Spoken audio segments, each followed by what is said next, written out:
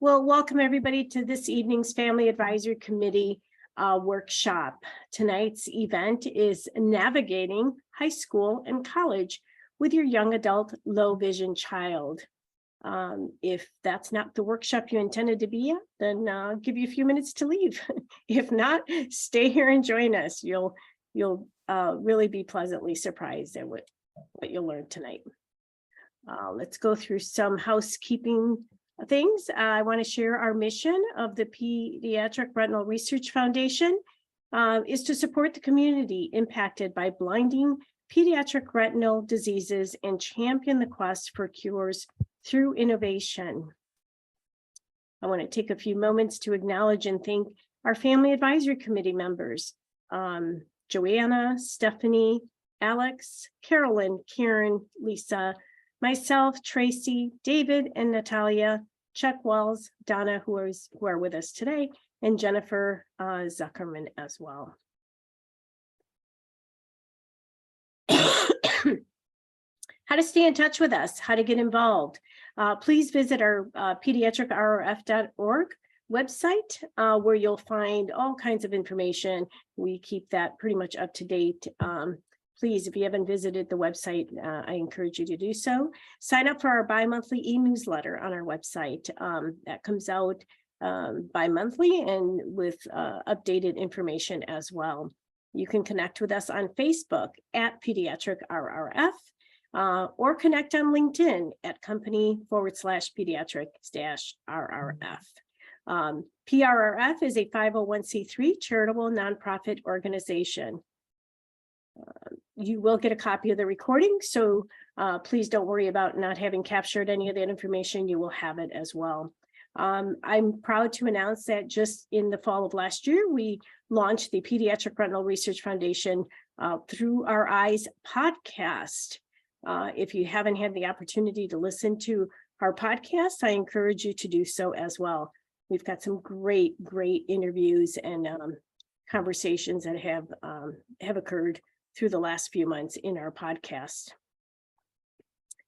Just a little disclosure, this event is for general informational purposes only. It does not constitute the practice of medicine or the delivery of medical healthcare services, including the giving of medical advice. No doctor-patient relationship is formed. The use of this information and the materials contained in or linked to this webcast is at the user's own risk. The content included in this webcast is not meant to be a substitute for professional medical advice, diagnosis, or treatment. Viewers, listeners should not disregard or delay in obtaining medical advice for any medical condition that they have and should seek assistance of their healthcare professionals for any such conditions. Please note that this workshop recording, in part or whole, may be shared in through our Eyes podcast.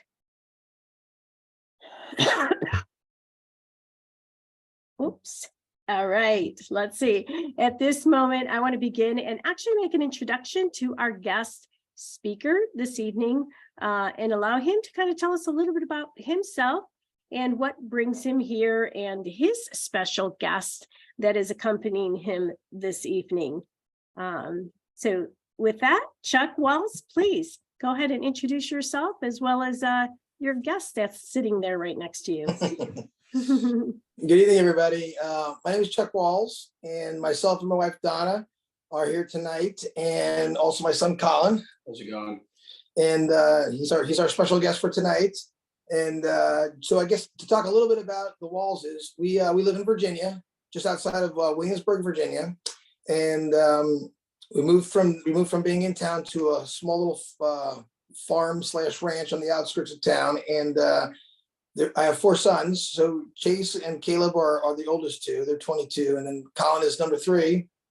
He's 20, and then the baby Coleman is going to be graduating from high school. So we can see the light at the end of the tunnel for the last one. So we're getting there. I was in the Army for 20 years and retired at Fort Eustis. So we kind of stayed in the area. We moved about 12 times in 20 years. So we were glad to put down some roots. And so that's kind of our background. To talk a little bit about the title of the article that I wrote, and then talk about that tonight with navigating high school and college with your young adult low vision child. So that's kind of where we are right now. Colin is a sophomore, right, in college, and so I want to talk a little bit about how do you do that? Maybe going back a little bit to start some of the things we did during high school, and then of course getting into college, then while you're at college. So talk a little bit about background for that, and I guess if you have any questions, feel free to just ask. It's kind of an informal thing, so so if a question comes up while we're talking, certainly ask, and we want to be able to answer the questions as best we can, and some of the things that we've learned along our journey. So Colin was diagnosed when he was about 4 years old. Before that, he used to, we noticed something was going on because he'd sit really, really close to the TV. And like a typical parent, I'd walk past and I'd say, Colin, back up. You're too close to the TV. You're gonna hurt your eyes. Totally oblivious to the fact that maybe there was something more going on.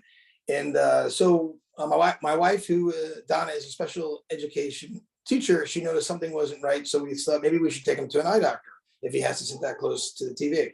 So when we did, they said that he had initially he had amblyopia.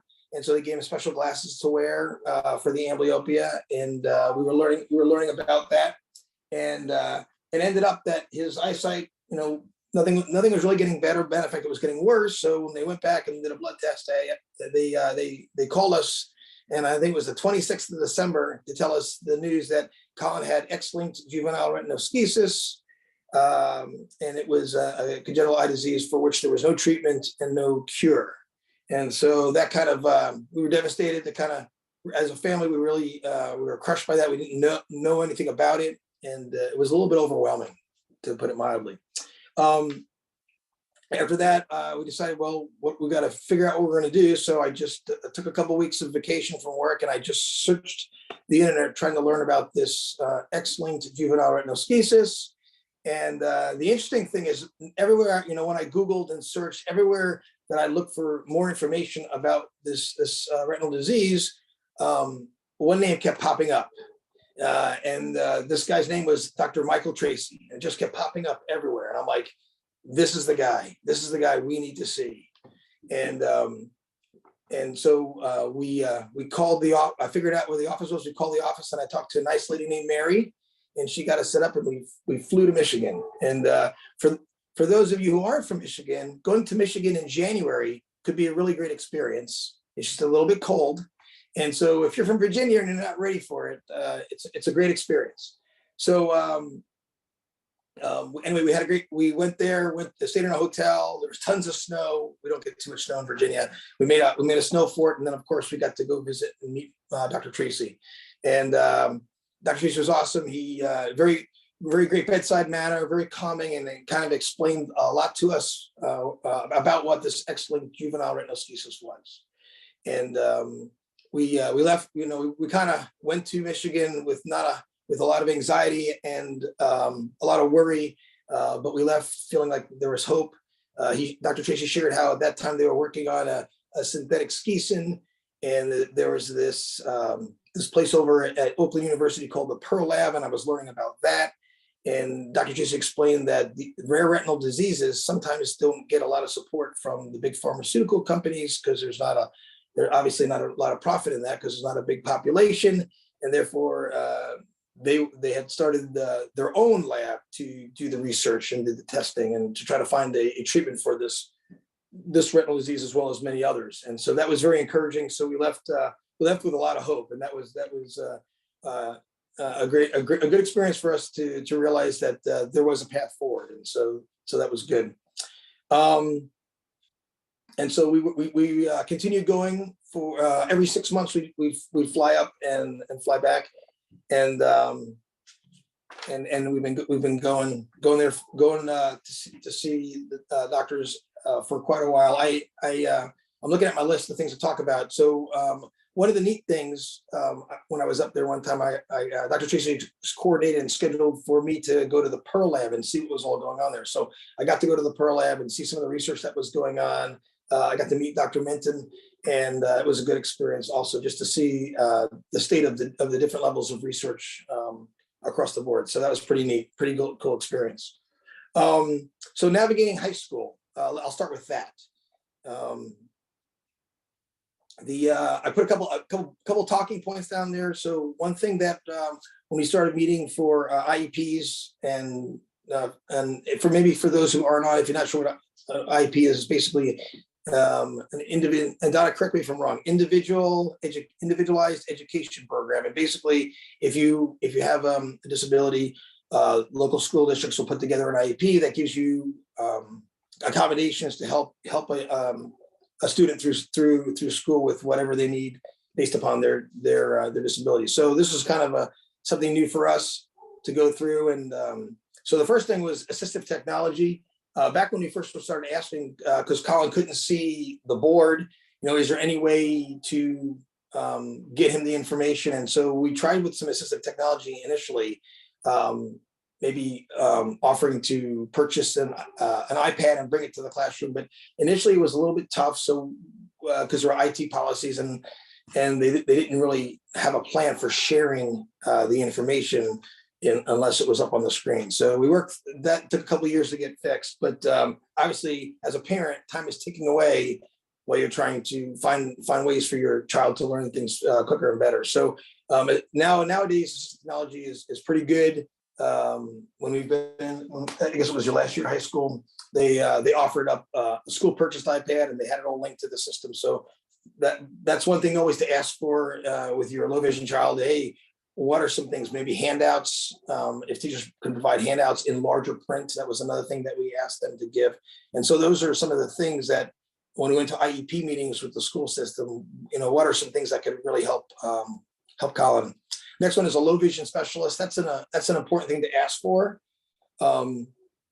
We had a low vision specialist, but because Colin's disease was very rare, she wasn't really familiar with it. So it's important to ask your low vision specialist, like what's their experience, what do they know about helping a child with low vision, and so that's kind of asking those questions as a parent. Is definitely the right thing to do. I think it's important to ask those questions because you really don't know who your low vision specialist is and what experience they have, and so you want to get the best help for your child. Also, knowing your IEP team is another important thing to do. At the IEP, when you go to the IEP meeting, there's typically you, maybe your spouse, and then there's this big group of people on the other side of the table, and it can be a little bit intimidating. But so get to know who they are and how they're helping your child in the classroom. And so that's another important thing to do.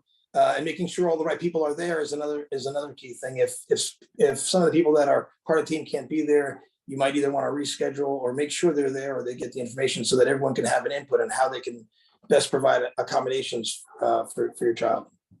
And then I put another thing that was another lesson learned is sometimes there's funding issues, and the IEP teams they'll never tell you that budget plays a part in the accommodations that your child gets, but it does. Budget does drive a lot of things. And so we had a problem between who was going to help and pay for some of the services for Colin. Was it going to be the school district or was it going to be Virginia State Department of the Blind? So those are some things we learned in our various meetings with the IEPs. I guess I'll stop there and ask if anyone has any questions about IEPs in particular or anything.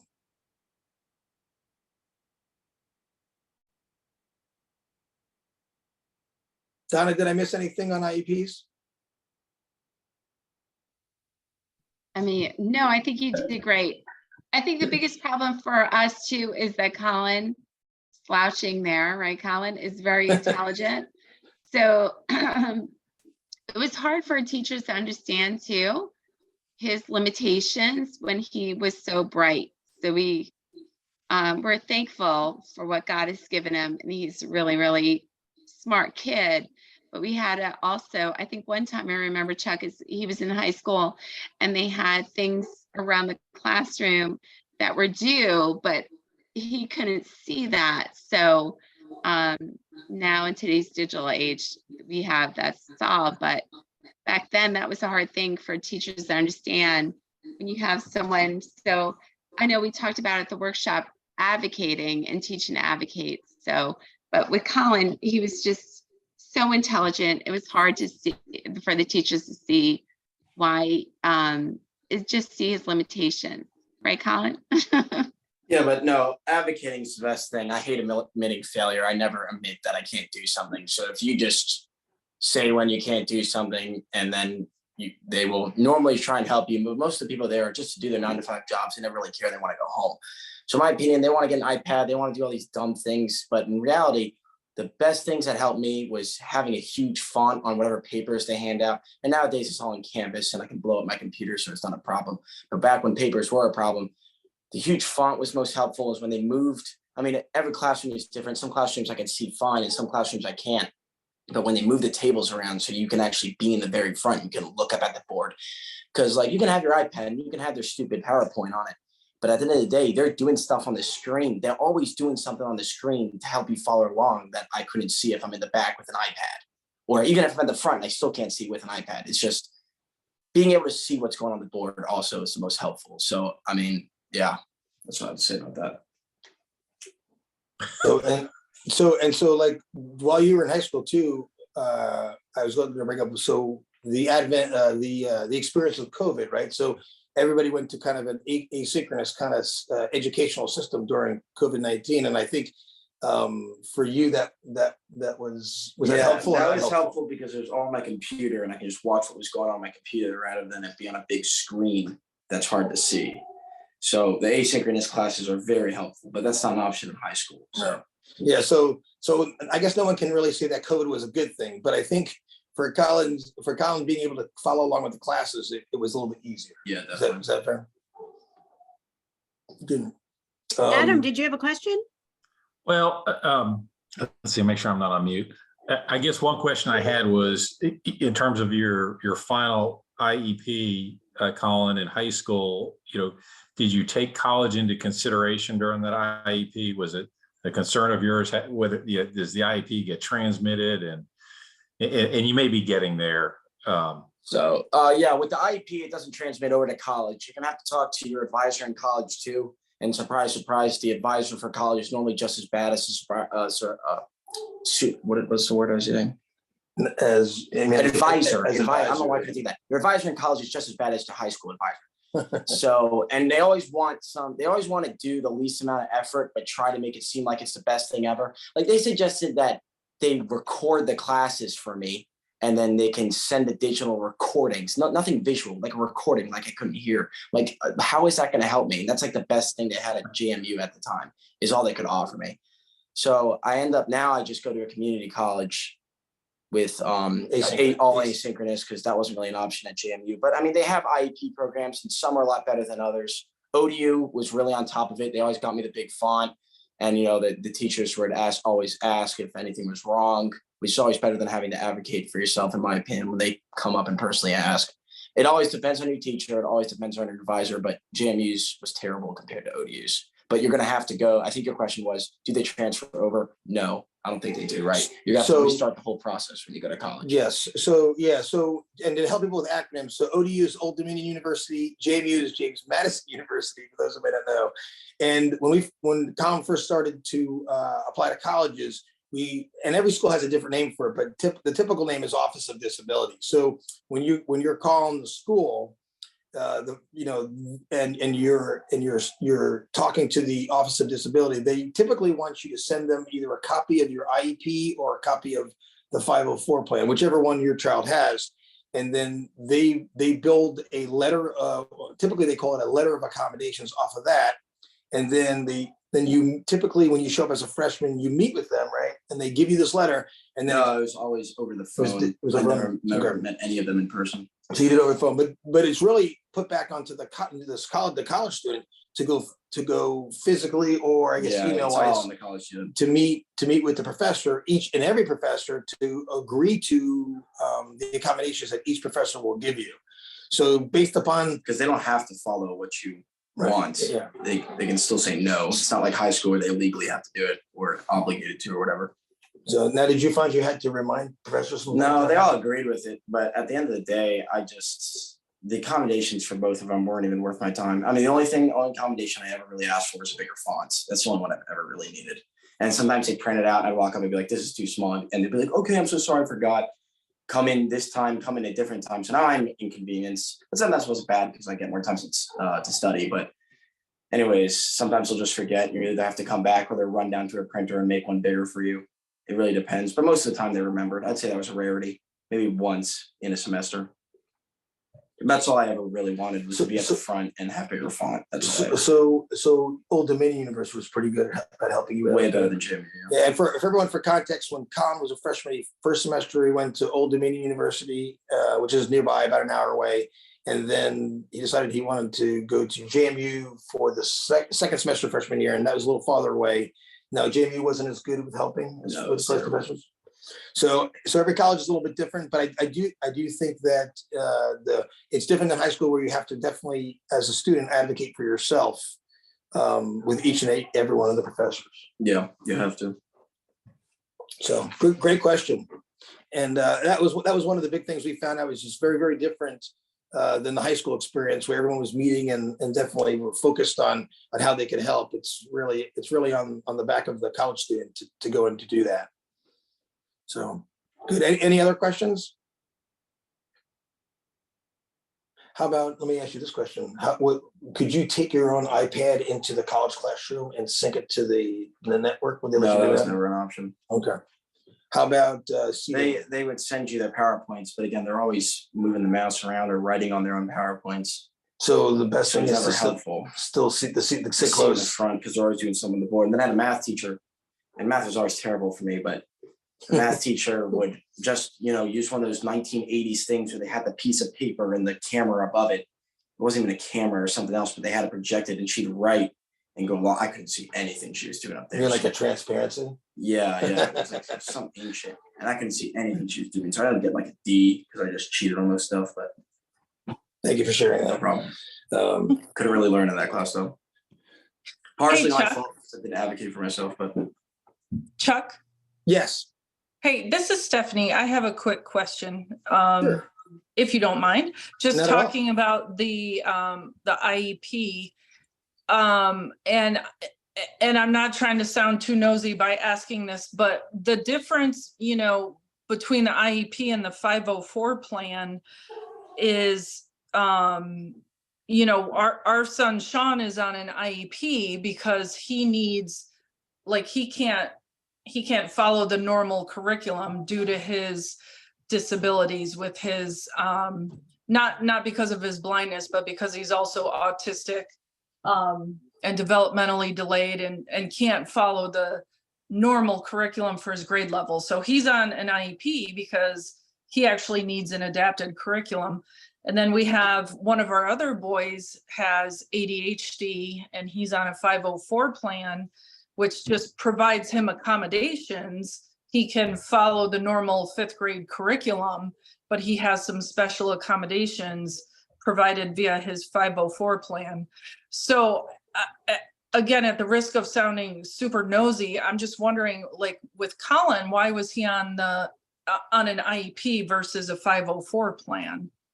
No, Stephanie, that's a great question. I think, and I have my resident expert, Ms. Donna Walls, that can probably give you the technical answer, but I think it's because of the medical diagnosis and is what drove us to the IEP. But Donna, can you help with that? Yeah, so I think with us, what happened was we homeschooled Colin up until high school. So once he went into high school, we had that. I knew that was the no-brainer for him to get an IEP. Again, he's really, really smart. So I knew that getting the accommodations with the 504, and correct me, Miriam Walls is online too, and she might know better. So it's more difficult. I think I didn't understand a 504 and a family service plan. There were different things because I stayed home with my kids. So what I knew at the time was to make sure he has an IEP with the accommodations. So even if I had the 504, and correct me if I'm wrong, the accommodations is what's important, right? That's the sunshine thing that we have. So I knew he was getting that as a 504. I also knew academically your son is different, having autism. So, I love that individualized. And because we're military as well, I knew I could take that document if we had to move and go someplace else. So what I knew at that time, I thought that was the better plan. And I felt like when Chuck took over going to college, they did take his IEP.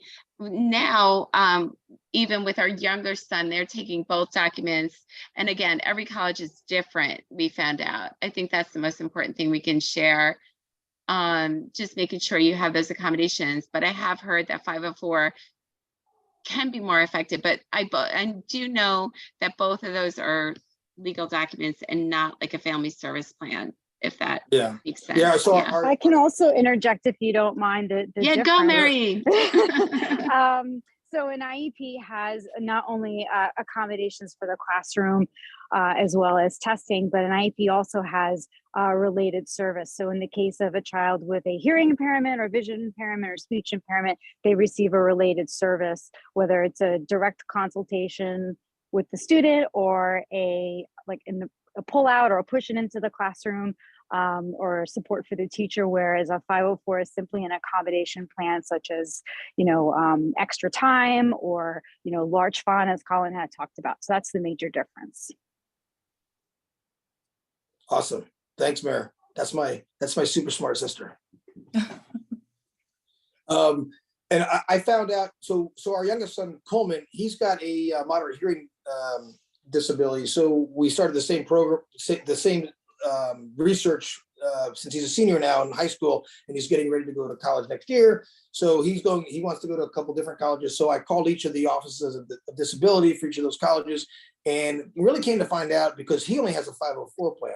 Most of the colleges want you to bring that, they want you to bring either the IEP or the 504, but a lot of the time they'll really want also the medical documentation from your doctor as well. So with all that level of substantiation that you provide to the college, and typically that office of disability will write the accommodations, what those are, and pretty much I'd say they mirrored what was in the IEP or the 504. So and then again, they're just doing the letter.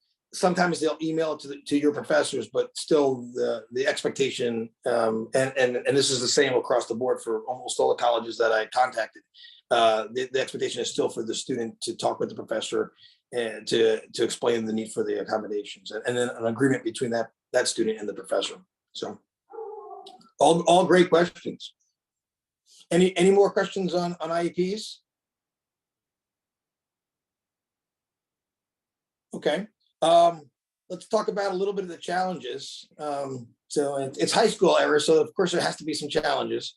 And I would say one of the ones that it's interesting, as Colin and I were talking about this upcoming, tonight's meeting, and we were talking about things. I guess, as a dad, I knew kind of existed, but I really didn't realize a lot of the impacts until we were just talking about some examples of the social aspects of having low vision. And I think Colin would tell you, maybe he will tell you, that for him, the biggest thing was understanding people's facial expressions and gestures and stuff like that when you were having conversations with peers, even at normal social distances. So for him, that was one of the biggest challenges, is going from a homeschool community in 8th grade into a high school community in 9th grade, and meeting new people and the challenges that come with meeting new people, and not being able to really see or be able to interpret the nonverbal cueing that comes that we naturally take for granted when we're having conversations with people. So so that was one of his biggest challenges. Do you want to say something about that? That and like reading lips and trying to find like your friends or people in a big room full of people, because seeing people isn't the problem. And normally what I try to do is try to remember what color clothes they're wearing and what type of clothes they're wearing and stuff like that. Like I have one friend that wears glasses too. He's easier to find because I know he's got a pair of glasses on his face, but just finding your friends or finding people in a big crowd is probably worse for me than facial expressions. I can pull that off, but trying to find people is a huge pain. I'd say that's the worst. So like if you were in like the cafeteria or a big class trying to and my friends know to all yell my name at me because they know I can't see them. But with people that you don't know well like that, it can be awkward, it can be whatever, and it's just a pain, but it is what it is. Yeah. One thing I say that we're very blessed with is that Colin has a really good core group of friends, and they're all great guys, and they look out for him. you know, like Colin said, they'll yell for him if he's looking around. They know he can't see them. Also at nighttime, because I'll talk a little bit more about driving in a second, but he can't drive at night. He can only drive during the day. So they all take turns, you know, driving him back to the house. And I think I've always been available to drive him, but I think I've only come to get you one time. So he's got all the friends, they just take turns bringing him back or taking him wherever he's going at nighttime. And so we're very blessed to have a good core group of friends. So here's one that was, this was an incredibly difficult challenge for me as a dad. Of course, you know, after the diagnosis and some of the discussions that we'd have with Dr. Tracy was, hey, what can Colin do? What can Colin not do? And so one of the things was, well, you know, he's got a very, based upon what, you know, retinal schisis is, he's got a very fragile retina.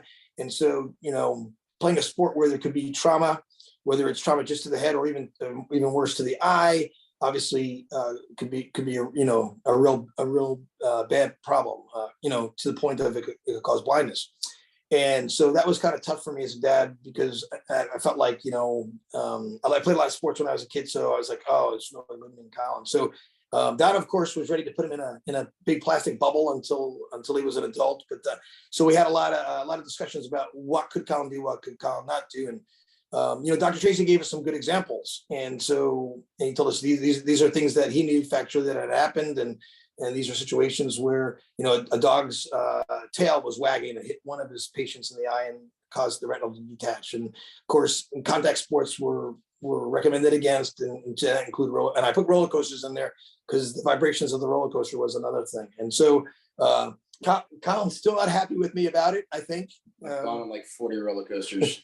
I think he goes out of his way to go on roller coasters now that he's an adult. But I think, you know, it's interesting too, because we're on the X-linked retinal juvenile retinal schisis Facebook page. And so a lot of times, you know, there'll be a new post and it'll be a mom with just a recent diagnosis, and you can just see how, you know, how devastated they are by it. And they're asking tons and tons of questions. And so a lot of times I'll see the questions, hey, my son, you know, he plays peewee football. What do we do now? You know, can he play football or not? And so there's a whole lot of different opinions. And what's most interesting to me is listening to adults on the Facebook page that actually have retinoschisis and their different opinions. And I'd say probably 2/3 to 3/4 of the adults on the page, from like Colin's age all the way up, some guys are like in their 30s, all say that, well, I played football or I continued playing baseball and I didn't go blind. And some others would say, well, no, you know, I heard about this one person who played contact sports and they ended up, you know, the retina detached and they lost their vision. So there's a lot, but I would say 79% of the people on the Facebook say, hey, I continued playing sports and ended up, you know, I didn't go blind. And so I don't know, as a dad, that I could grab onto that with and embrace it and say, yeah, we should have played sports. So I'm standing fast with we did the right thing. Yeah, I think that makes us different, Chuck, because we were faced with, I know we hear a lot, like, let them be, just let them do it, let them go. But Dr. Tracy was really adamant, like, you need to, you know, his retinas are sensitive and we live with that. So, you know, we try to find different things that he liked, and you see the picture there with the cars. And I think that's amazing what he did, but that made us different. So a lot of times I hear, like, as parents, just let them try everything, let them do everything. And we wanted to do that, but I don't know, maybe I was worse than you, Chuck, but I couldn't, I wanted him to No. But I think as a parent, though, it forced us to look at, hey, what are the other things you can do? What are some things that are individualized sports you can do? So Colin did some swimming. He ran some track in high school, reluctantly. But you know, there are other things to do. And then one thing that we saw come out, and you can see in the picture on the left side there, is, and honestly, we didn't have anything to do with it. He just liked vehicle engines. He liked cars, and he had a mechanical mind. And so as soon as he got to be, I guess, about 16, you know, he was interested in engines and stuff like that. And he ended up going and on his own purchasing, it was a $500 Jeep, and took it apart, took the engine apart, and then installed his own turbo on top, and it was quite a neat experiment, but he learned a lot about engines, and his skills as a mechanic now far surpass mine. And so I'm excited because if something's wrong with Donna's car, I just have Colin go take a look at it. But really, he's very gifted in that. And so there, I guess my point is there are so many other things to do. There's other passions to explore. And so, maybe football is just, I didn't play football. So maybe football is not in the cards. And so I guess, again, I'm just telling you, this is our journey. And this was what Donna and I feel as parents that, just as a parent, if you have a child with low vision, try to explore what other things are out there for them to do, and what is your child's passions, and how can you help foster that? And so, anyway, Dr. Capone, did you want to add something to that? I would just so first of all, hi everybody, good to see you guys. Hey Chuck and Donna. You unequivocally did the right thing. It's not just a question of retinal fragility; it's also not being able to see well enough to avoid projectiles, whether it's a ball or a tackle, and so you're sort of more vulnerable in that regard to the trauma. So it was unequivocally the right thing to do. And yes, there'll always be people who did something and didn't suffer the consequences. How many times have we heard people who say, "Well, my dad smoked his whole life, and nothing ever happened." So it's all a question of risk mitigation.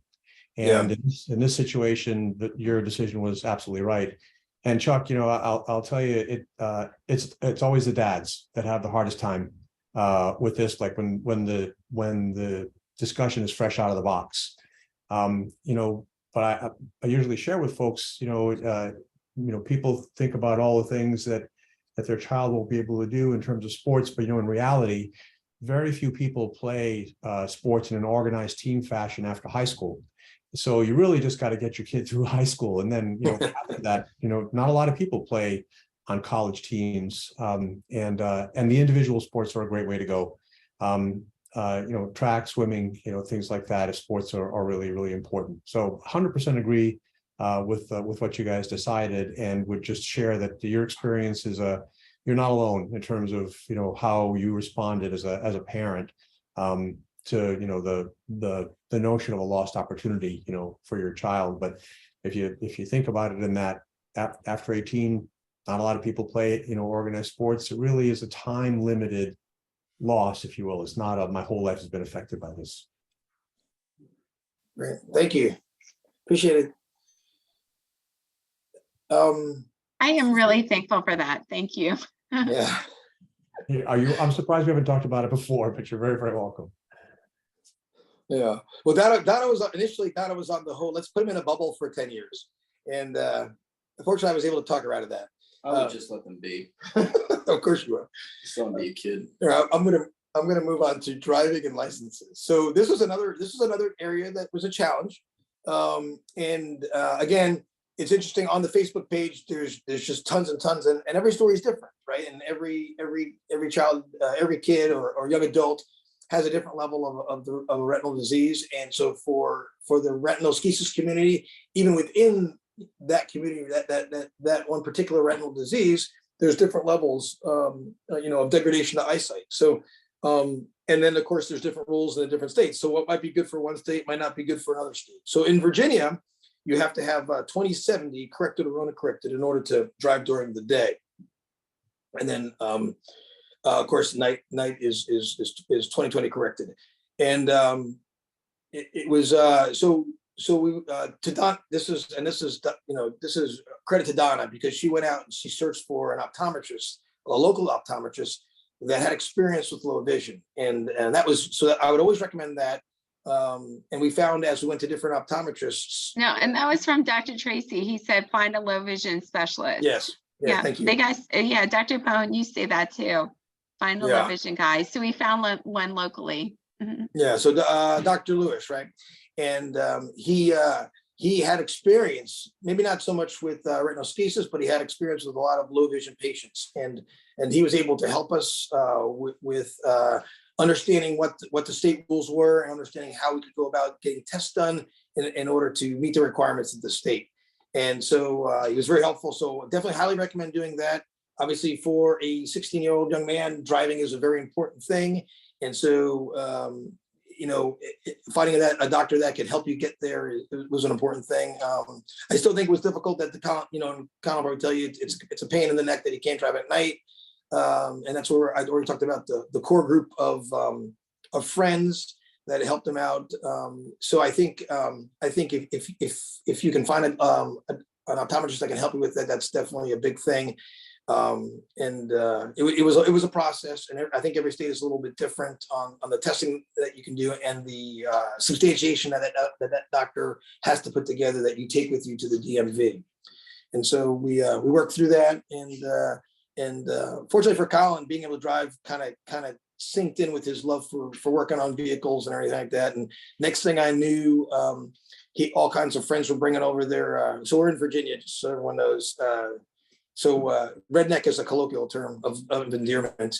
And next thing I know, every friend was bringing over their pickup trucks, and Colin was borrowing my grinder and taking off the mufflers so everyone could drive out of my house and with really loud vehicles, and they could drive over the road with it. And so he would hang up the mufflers as a trophy. And I don't know how many mufflers he did, but he was the local hero for helping people get the mufflers off their vehicles. And or a couple friends he helped put turbos on their engines. So it was neat seeing, Colin just kept learning more and more. And so to the point where his most recent conquest was taking a 6.0 diesel engine out of a truck and putting a new one in and syncing it all up and depopulating the old engine and repopulating the new engine. So stuff way out of my leagues. And so pretty proud of him for just jumping on learning the mechanics of vehicles.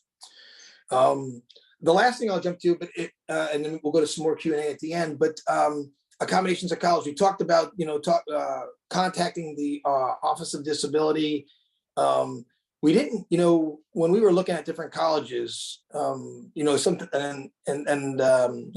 of you who maybe already been through this experience, I mean, you're looking at the different types of colleges, you're looking at the sizes of the populations that are there, you're looking at the community your child's going to live in, how easy or hard is it going to be to get to classes. And so a lot of those things, you can contact that Office of Disability and they'll be able to tell you about, a lot of the facilities that they have there, and will that help you with your low vision child. And so that's one thing I didn't talk about before, but I wanted to at least highlight that.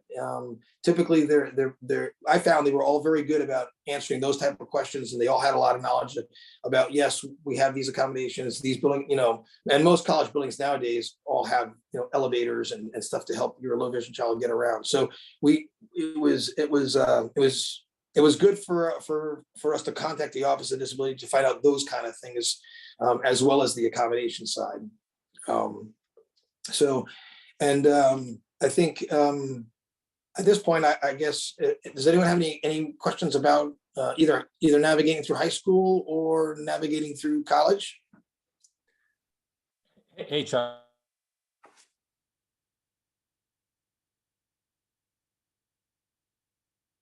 I heard somebody. Yeah, I'm trying to see what, is that Adam? I think we might have lost him, maybe. He's still on. Okay.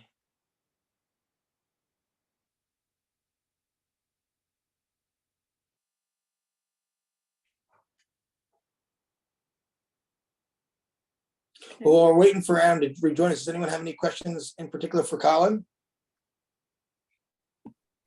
I have a quick question. Sure. I'm Brianna. I'm one of the hosts on the podcast. So Colin, when you transitioned to college, did you take O&M lessons, or did you kind of just figure it out on your own? How did you go about getting around? I'm assuming you talk about orientation stuff. Yeah. So basically the first day, they just gave you a little tour. I know I just did what everyone else did, nothing special because of my eyes being bad. And they just gave us a tour. They showed us where everything was, what every, science, math, every building, where the lunch places were, cafeteria places, and where the dorms were. And that's about all the orientation I had. Everything else I just kind of figured out on my own. Looking up maps and where to go, just typing in the addresses to the buildings. And, just finding a building and room numbers can be hard too, because, you just got to get up close, because normally it's hanging from a sign that's high up. So you just got to get up close. And with my vision isn't terrible, so it's not that hard for me, but I could see that being hard for someone with worse vision than I have. So, but I didn't do anything special. I just, there's the one orientation day where they gave us a tour, talked about how to talk to our advisors and stuff. And that was really it. If you could do it over again, would you have gone like the day before to do like a recon or something like that? No, I never really had an issue. It was easy because you can just Google, at least for both schools, you could Google like health science building for ODU and it would take you right. It'd give you a walking map on how to get there. So never really had a problem with that. And, you're finding the number, I came to the class probably 30 minutes prior, just so I could find which number and classroom I had to go to. Inside the building. Yeah. So basically first day, but then at that point I remember where it was after the first day. So. Awesome. Yeah, that's a great question too, because sometimes the devil's in the details. Stuff we take for granted, just looking at different, as we're walking through a building and seeing room numbers might, obviously be a challenge, especially if you're running late for class and you're trying to figure out what room you need to go to. Takes a little more time. First day, I definitely go way earlier, just so you can find it. Adam, I see you're back with us. Yes, thanks. Hey, Colin, do you use Uber or Lyft at night? And are there any specific challenges or tips or tricks associated with that? Identifying a vehicle when it pulls up, what have you? Oh, absolutely. Absolutely. That's another big fear I have. It's, just walking up to random people and it turns out it's not your friend. Or normally when I called an Uber, I was with my frat brothers or I was with friends from my dorm. So they'd always find it and they'd get in it. But since I'm into cars, I know cars. So Uber isn't that much a challenge because I can normally look at the body style of a car and know it's a Dodge 09. But let's say it was like a Dodge 09 that was like black or purple or anything. Colors are hard for me too, especially at night. Everything just looks black. It could be unless it's a white car, of course, but a dark green car, brown car, purple car, all those cars are just black. So I'd always swing the door open and just be like, is it like maybe the one or two times I need to take an Uber alone, I'd just be like, is this my Uber? And believe it or not, it's happened where I've opened the car and they'll be like, hello. I'm like, oh, I'm guessing you're not my Uber, sorry. And normally they get it. Most people, or some people are just weirded out, just embarrassing things that happen. You just move on. Just like when I walk up to someone, I think it's my friend. They're like, why are you staring at me? Oh, bro, sorry. I thought you were somewhere else. It's just embarrassing things. But no, that is definitely a challenge. Absolutely. Just finding the car is always a problem at night. So was there like a technique you'd use just to like, would you maybe text the Uber guy and say, hey, where are you? Or what, I guess if color is a problem. Well, when you have Uber or Lyft, it tells you the color, the make and model of the car. Okay. So the Uber, the app would show you exactly when he pulls up. So my tips and tricks would be looking at the map and guiding which car is on my phone. Again, the phone's not always accurate, but that's the best you can do. And then after that, it's just hoping you're not hopping in the wrong car. So, yeah. I got a follow-up. Yeah. I have a follow-up question. Was your first Jeep a TJ, a CJ, or a YJ? An XJ. 99 was an XJ? Yeah. Okay. Very nice. Yeah, I beat the crap out of that thing. It was a great motor. It's inline 6, 4-liter. From one Jeep person to another. That's good to hear. The thing was immortal until it wasn't, but it survived me at 16 and a lot of boosts. So.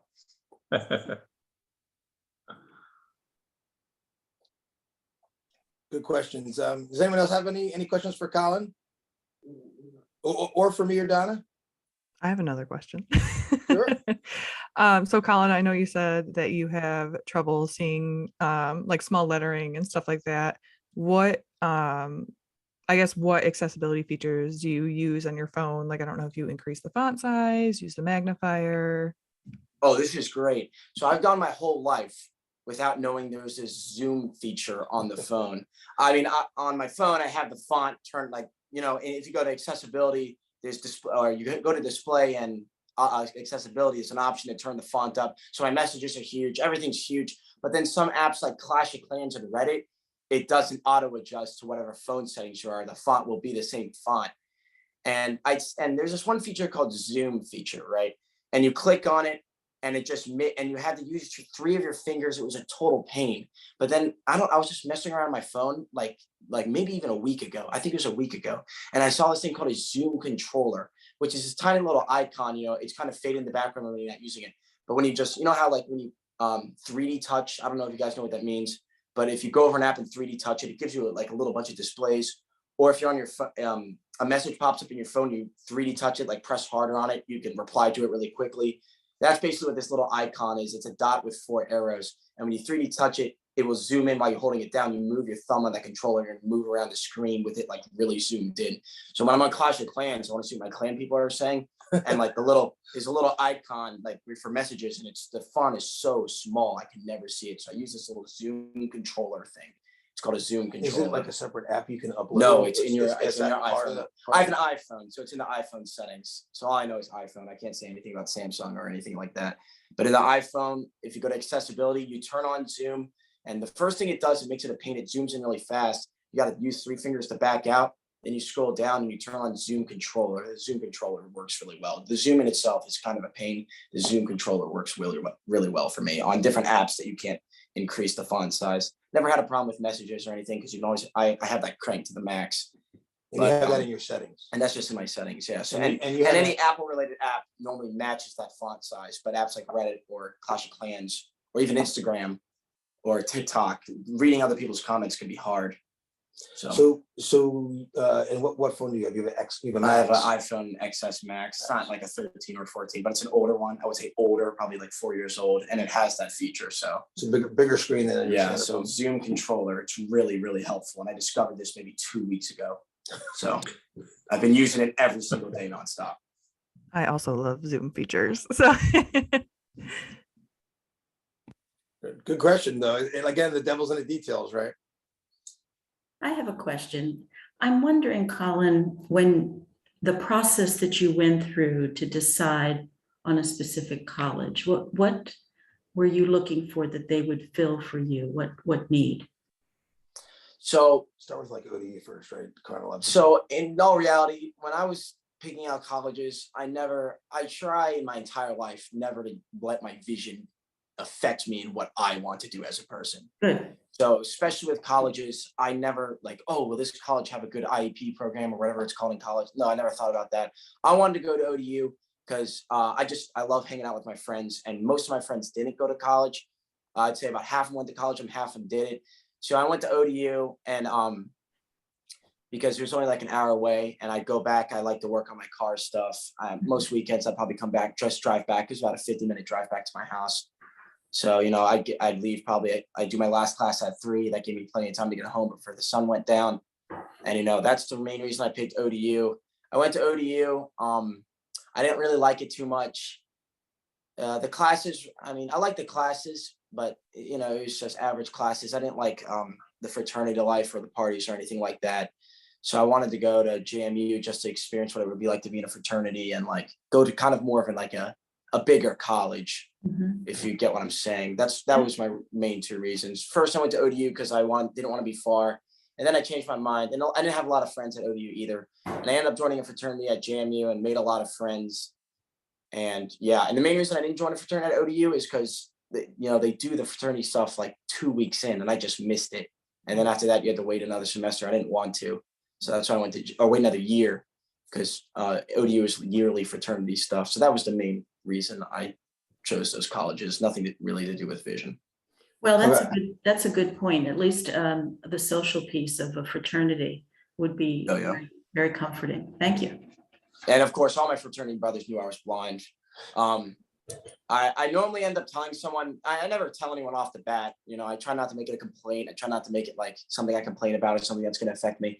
But once you just learn, once you become, it's really easy for guys too, I feel like. But once you become friends with a guy, you're just cool with him. You just think, oh yeah, I can't see that, man. You got to come closer. Like, you can't see this, or they try to show you something on your phone or something. Normally something happens where you just end up telling them, and then those guys are like, yo, that's hilarious. You're blind. It's funny. And I laugh. I don't get offended by that at all. Guys are guys. So, he will end up, helping you out to see whatever he wants to see. So, that's how I do it. So to summarize, you didn't pick your college to have anything to do with your major. No. Or any academics at all. Oh, no, both have a good business. Is that what she was asking me? Well, no, she wanted to know, honestly. You told her the truth. Oh, You oh, told well, her- no, both have really good business programs. They're not terrible business. I mean, ODU had a worse business program than JMU. So, obviously I brought that up to my parents when I wanted to transfer. It's like, JMU has a way better business program. It wasn't really my intention, but it's a good plus. So that too. But JMU's business program was much better than ODU's. That also. But I didn't think about that really. I'll be honest. Thank you. Appreciate your candor, son. No problem. Good. Well, we're at 7:56. So Louis said, normally at this point in time, do we ask for like the last call for questions? And I am just so much enjoying Colin and Thank you. his college decision making. I love it. That is Yes, fast. we are at the last couple of minutes before we close. Does anyone else have any other questions or comments before I ask Colin to kind of walk us through these 4 photos? Go ahead. This is Antoinette Morrison. So I am actually in Ohio, and my son is actually 8 years old with juvenile X-linked retinoschisis. And I actually debated joining the call because I knew the topic was high school and college, but I just want to say, Colin, I admire you very much and appreciate your openness to this because, these are things I think about every day. So any word of advice to any, as a parent embarking on this, knowing in a couple of years we'll be faced with something very similar. I don't know, my son's gonna be 8 and try to give him freedom, but obviously knowing he has limitations. Starting school was hard just because I feel like teachers, not knowing the disease, they panic and you wanna let your kid live, but still know that they're safe while they're in hands of other adults. So just trying to raise them to be just like you. I think you seem like you have a good head on your shoulders. You seem like a very strong person. So any advice that you would give as a parent, knowing that you've kind of walked in his shoes and will be faced with this in a couple of years? Yeah, definitely. So one biggest thing for me is I'm a very prideful person. I hate admitting when I can't do something, especially when it comes to my vision. It is advocating for yourself. Teachers don't care. People don't care. No one really cares deep down about the problems you have going on. So making it known to them and what you need them to do for you, like teachers and people that are supposed to be in a position of helping you, you have to enforce that into their mind for them to actually help you. That's one big thing.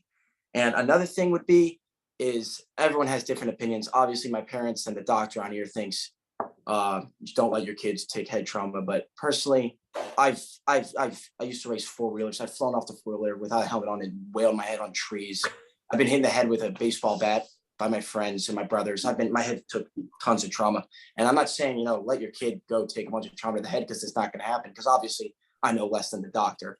But just try to let him, don't put him in a bubble like my dad was saying. Just let him be a kid. Let him ride his bike down the street. I don't know how extreme some people are about it, but my parents wouldn't buy me a dirt bike for the longest time because I thought I was going to go blind. I just wish I had a dirt bike. Bad parents. And I'm not saying my parents are bad. It's just what the doctor says. So, and let them ride roller coasters. I've been on hundreds of roller coasters, and honestly, another thing is over time, like I can remember back in the day when I could see better, and now I can't. Obviously, so I think my vision's decreased like by 50%. I don't know the exact numbers. That sucks. A lot. This whole thing sucks. But I guess I don't really have any advice on it. Then, I don't know. I get really mad, and maybe just try to give your kid some space when he gets mad. I get really upset, and I channel my anger into other things. So it's the whole thing is it's hard, but it's just something you gotta. What would you tell 8-year-old Colin if you were 8 again? What would you tell him? I don't know. Finish all the food on your plate. That, yeah, I guess get bigger, kind of skinny, but I don't know if that's what your point was, but it's what it is. That's what I tell them. Just look at the problems you can solve and ignore the problems you can't, because they will always be there with you. Why try to find a solution for something you can't solve? Find solutions for things you can. And it's not that big of a deal. And hopefully your son will make friends that will be able to. It's huge help. My friends help me with everything when I can't see something. Also, if your kid has ever looked in, like, if you ever think your kid can see you, I love it when people just scream my name at me. Because people think I might be looking at them, but the whole time I'm thinking, is this someone random? Am I walking up to a random person right now? It's happened so many times. I love it when they just scream the name at me, so I know that's the person I'm walking to. So I hope I answered your question to the best I can. You did, thank you. No problem. Definitely advocate for yourself. You want to talk about your pictures? Oh, yeah, I think the top left is early in the morning. And the top right was back, and they hooked me up with these terrible glasses. Another thing, they wanted me to wear these glasses to help with my eyes. If anything, I think it was worse, because honestly, the glasses prescription never helped. The tinted over glasses made me harder to see stuff, and then dirt and crap would get on them, and then I couldn't see as well, and I'd be too lazy to clean them if I'm doing something. So I think if your kid is constantly cleaning his glasses, sure, let him wear glasses. But if the prescription isn't helping him and he says it's not helping him, don't force him to wear these crappy Protective metal glasses that don't actually do any protection. It's stupid. It honestly made it so I couldn't see as well. Bottom left is a 1990 Accord I was taking apart to put high compression pistons and rods into it. And then that engine grenaded later on. So that's sitting behind our garage, which I'm sure my mom is very happy about. I think that's your first day at ODU. And bottom right was my first day at ODU, which also I look very tired. I'm assuming that's early in the morning. So those are the pictures. But also reading glasses. As my vision gets worse, I'd say reading. If you have a son, maybe your daughter will be able to keep these reading glasses placed, but maybe buy him 40 pairs of reading glasses just so he has them in every spot where he needs them. Because I don't walk around with reading glasses on and I lose them if they're in my pockets. But if I'm ever looking at a book or even the computer or something that you can't really blow up, or if I'm playing Call of Duty, I wear reading glasses. They're very helpful, just magnifying reading glasses. So that too. Buy them like 60 pairs because I lose them all the time and I steal my mom's. So Dollar Tree ones work just as well as the expensive ones. I don't think I really have anything else. So well, thank you for sharing. No problem. Well, we are at the top of the hour. I want to thank you from the bottom of my heart, Colin. This was fabulous and wonderful. Thank you for helping the families out and the questions that they had. You really did add a lot of value to folks tonight. And I want to thank you. Thank you, Chuck and Donna. You raised a fine young man, and thank you for sharing him with all of us this evening. No problem. And for everyone else who's on the call, I want to thank you for having joined us and for your continued support of the PRRF and our workshops. And look for our workshop in April, I believe will be our next one. So keep an eye out for that and hope to see you back here again. Thank you, everybody. Thanks, everybody. Appreciate it. Oh, see, I have some. Oh, thank you. Oh, thank you for the comments. Thank you. Wonderful. Ah, was Jill sitting there? Shoot.